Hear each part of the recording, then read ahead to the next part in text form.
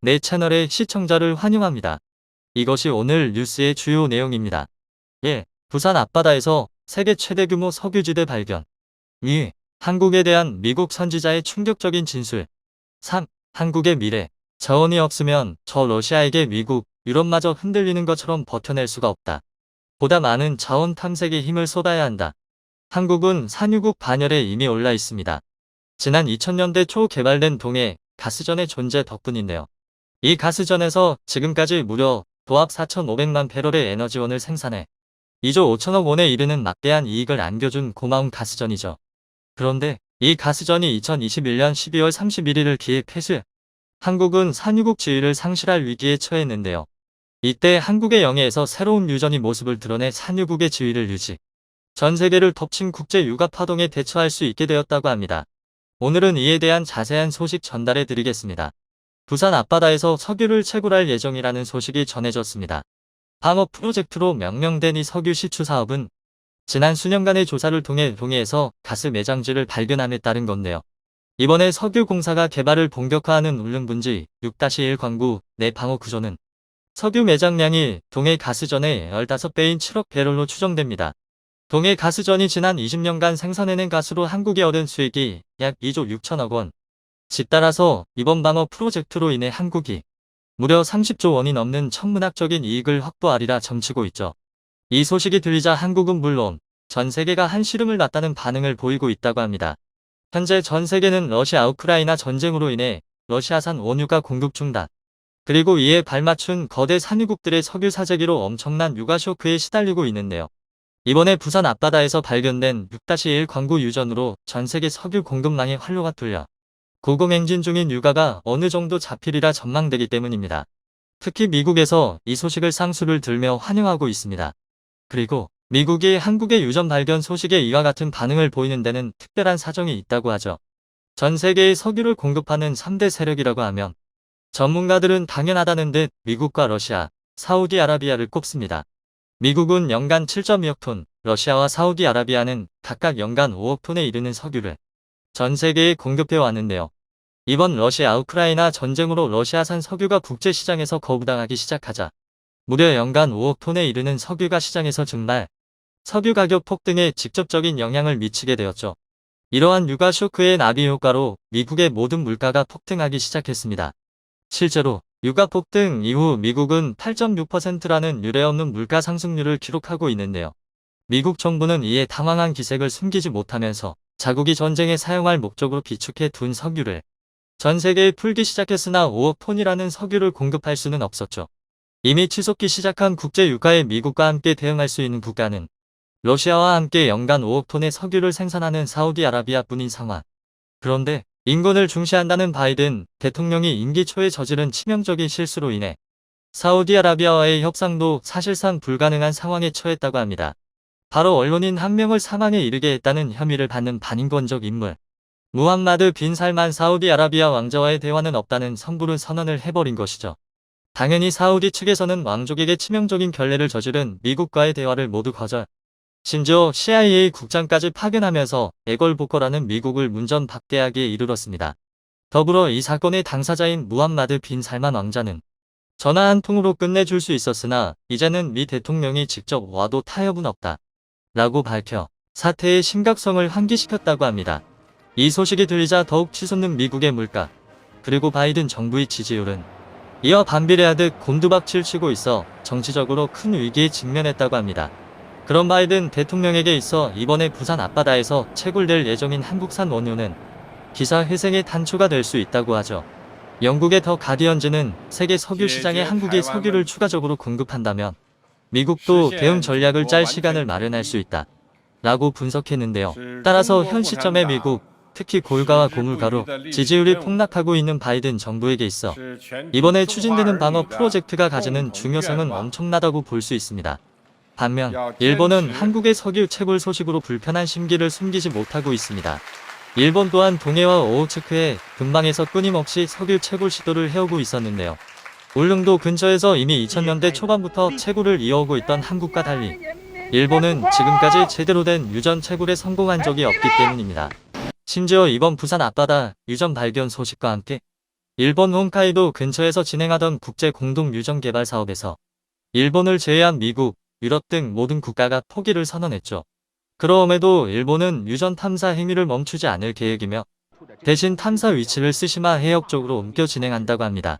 일각에서는 일본의 탐사 전략 수정 의도가 매우 불순하다고 분석하는데요. 석유 시추 전문회사 슬룸베르거 소속 연구원인 조나단 워커는 일본이 탐사 위치를 한국 쪽으로 조정한 것은 빨대 효과를 누린 것이라며 일본의 악의에 찬 정책을 비판했죠. 빨대 효과란 유전의 시추궁을 건설해 채굴을 시작하면 인근 지역의 원유가 그쪽으로 빨려 들어가는 현상을 말하는데요. 결국 일본은 이 현상을 이용해 한국이 발견한 유전에 기생할 셈인 겁니다.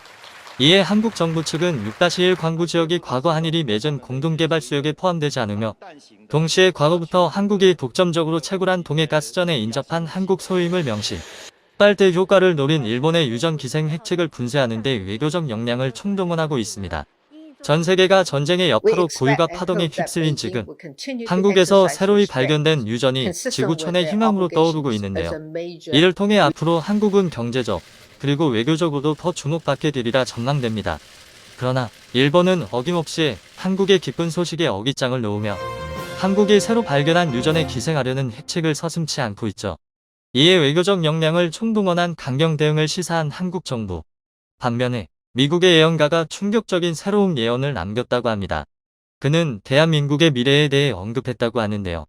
2045년에 이르러 대한민국이 세계 최강 대국으로 거듭난다는 주장을 펼쳤다고 합니다. 대체 무슨 내용의 예언인지 지금부터 자세하게 설명해 드리겠습니다. 1965년 영국의 수학자이자 통계학자인 어빙 존 굿은 미래의 지능 폭발이 일어날 것으로 예측하며 초지능형 기계 울트라 인텔리전 머신의 존재를 암시했죠. 인간의 모든 지적 활동을 훨씬 능가할 수 있는 기계의 등장. 그의 예측에 따르면 만약 기계가 초지능을 가지게 될 경우 압도적인 계산 능력으로 미래를 예측할 수 있을 것으로 내다봤죠. 그러나 그의 예측과는 달리 50년이 넘는 시간이 흘러도 기계가 인간 사회의 미래를 예측할 정도로 발전하지 못했습니다. 심지어 어떤 과학자들은 불가능한 꿈이라고 얘기하면서 비관적인 전망을 내놓았습니다.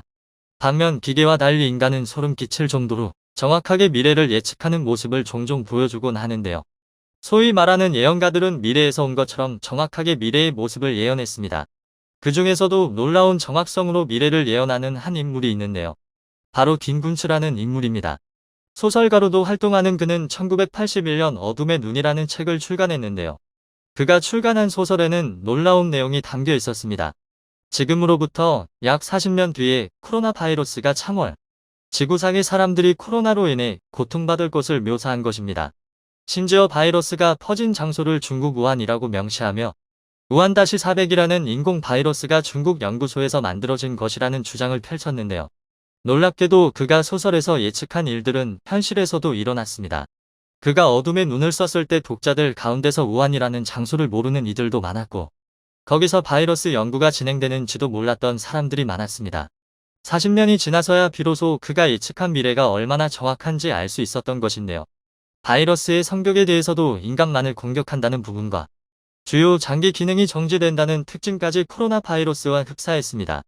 스토리 플롯에도 이를 암시하는 구절들이 등장했죠. 그는 소설 작업 때 철저한 자료 조사와 이를 바탕으로 엄밀한 논리 전개를 통해 미래 사회를 예측하는 방식으로 글을 쓴다고 하는데요. 코로나 예측이 성공하면서 그가 향후 내놓을 소설에 대해 많은 이들의 관심이 폭발했습니다. 그러지 않아도 최근 그가 새로운 소설 출간을 앞두고 있는데요. 어둠의 눈과 마찬가지로 미래 사회에 대한 전망을 다루고 있다는 소식과 함께 책 안에는 깜짝 놀랄 만한 내용이 담겨 있었다고 합니다. 바로 대한민국이 초강대국으로 묘사되고 있다는 점과 중국 일부 지역, 정확히는 동북 삼성 지역과 연해주에 이르는 영역을 한국이 장악하고 있다는 묘사가 등장했다고 하는데요. 2045년을 배경으로 하고 있는 그의 책에는 통일한국의 지도도 있었습니다. 놀라운 예측을 보여준 딘 퀸츠의 미래상에 많은 이들이 회의를 드러내며 북한과 통일한 대한민국이 더 나아가 중국 지역까지 정복한다는 점에 대해 말도 안 된다는 의견을 보였는데요. 하지만 딘 퀸츠만이 아니라 여러 예언가들은 미래 한국에 대해 지금보다도 더 광활한 지역을 다스리는 초강대국이 될 것이라 전망했었습니다. 미래학자들 역시 한국이 미국과 유럽의 뒤를 잇는 선진국으로 발돋움할 것이라는 전망을 내놓을 정도죠. 구글이 세계 최고의 미래학자로 선정한 토마스 프레이 미국 다빈치 연구소 소장은 미래 사회에 대한 깜짝 놀랄 만한 사회상을 제시하는 인물인데요. 그는 과거 IBM 엔지니어로 재직하면서 270여 차례 이상 디자인과 기술 분야에서 수상을 하는 혁혁한 성과를 올린 인물로 미래 예측에 대해 전문가라고 불리는 전설적인 존재입니다. 그럼 그가 대한민국은 앞으로 무궁무진하게 성장할 것을 예측하며 한반도는 향후 10년 안에 통일을 이룰 것이며 더 나아가 중국 대륙까지 진출할 가능성이 높다고 얘기했죠.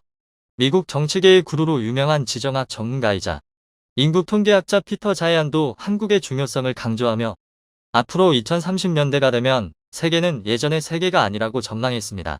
그는 저서에서 한국인에 대한 언급을 남겼는데요. 한국인들은 난관을 극복할 근성이 있다고 평가한 그는 한국의 존재 자체가 경제 이론과 지정학을 모두 거스른다고 바라봤는데요. 중국과 일본을 비롯해 세계적으로 강력한 국가 가운데서 당당하게 자기 목소리를 낼 수 있고 경제적으로도 끊임없이 발전해 일본을 추월하고 중국까지 압도하는 힘을 가진 나라는 전 세계에서 유일하게 한국밖에 없다고 평가했죠. 세계의 중심이 대서양에서 태평양으로 이동할 것이며 중국을 비롯해 아시아 국가가 세계 패권을 잡을 날이 올 것이라 예측한 프랑스 석학자 그 아탈리 역시 한국의 다이나믹한 성장을 주목, 긍정경제 포지티브 이코노미를 주장한 그는 한국은 자신이 설명한 긍정경제의 좋은 사례라고 언급하며 한국은 일본은 물론이고 중국을 추월할 만한 가능성을 가진 국가라고 주장하며 한국이 동아시아의 맹주로 성장할 수 있다고 예측했습니다. 미 블룸버그를 비롯 해외 외신이 귀를 기울이는 미래 전문가 제이슨 생커 회장 역시 한국을 주목했었는데요. 현재 탈중국 흐름을 예측한 그는 중국 대신 한국이 그 자리를 채울 것이며 미래 사회의 키를 한국이 잡을 것이라고 바라보며 한국을 주목해야 한다고 바라봤습니다. 한국의 고승이자 여러 예언의 정확성으로 화제를 불러모았던 타너스님 역시 늘 한반도가 세계의 중심이 된다고 말하며 국제적인 권능의 지도자의 출현을 암시했는데요. 그는 한국이 조만간 통일을 할 것이며 통일한국의 등장으로 대한민국은 유례 없이 부강한 시기를 누릴 것이라고 전망했는데요. 이에 그치지 않고 향후 미래에 있을 지각 변동에 대해 예언했습니다. 대규모 지각 변동에서 한국을 중심으로 세계가 평화를 되찾을 것으로 바라본 것이죠. 그의 예언 중 특히 주목할 부분은 바로 만주에 대한 이야기입니다. 잃어버린 한국의 옛 영토 가운데 만주 지역이 한국 손으로 들어올 것으로 예언했습니다. 해외의 예언자들도 한국에 대한 비전이 보인다며 한국의 부강한 미래에 대해 공통적으로 이야기했는데요. 병자를 고치고 미래에 대한 소름 끼치는 예언으로 유명한 신디 제이콤 선교사는 하느님으로부터 한국의 미래에 대한 계시를 받았다고 하는데요. 그 전까지 한국에 대해 잘 알지 못했던 그녀는 하느님의 계시를 듣고 한국의 진면모를 알게 되었다고 하는데요. 그녀는 하느님께서 한국인을 하느님이 특별히 쓸 것이며 한국의 영광스러운 나날이 이어질 것을 언급했습니다. 그녀는 한반도의 미래에 대해 강력한 바람을 보았다고 얘기하며 한반도 엉어 중국까지 기운이 이어진 것을 확인했다고 하는데요. 북한이 무너진 이후 한국이 북한과 하나로 합쳐질 것이며 통일 한국은 중국까지 진출해 그 강역을 넓힐 것으로 예언했습니다. 열강 중 가장 특별한 국가로 한국을 선택했다고 하죠. 조선시대 정감록에서도 한국의 미래를 예언하며 한국이 지금보다도 더 큰 나라가 될 것을 암시했죠. 미래학자들을 비롯해 예언가들 모두 한국이 지금보다도 더 큰 나라가 될 것을 공통적으로 이야기하고 있습니다. 이미 대한민국은 경제 수준만 따져보면 세계 10위권에 들었으며 군사력은 세계 6위에 해당하는 놀라운 업적을 이루었습니다. 전통적으로 선진국이라 평가받던 이탈리아보다 더 강력한 국가라는 평가를 받으며 기록을 갈아치우고 있죠. 반면 미국을 제치고 세계 최강대국이 될 것으로 전망했던 중국은 코로나로 인해 주요 도시가 봉쇄되면서 여전히 바이러스의 영향 아래에서 벗어나지 못하고 있습니다. 고공성장을 거듭했던 과거와 달리 성장세도 뚜렷하게 둔화되었죠. 게다가 반도체를 비롯해 첨단 기술의 기술력도 부족한 것이 드러나 중국 각지에서는 중앙정부의 성장세에 불만을 품은 이들이 나타났습니다.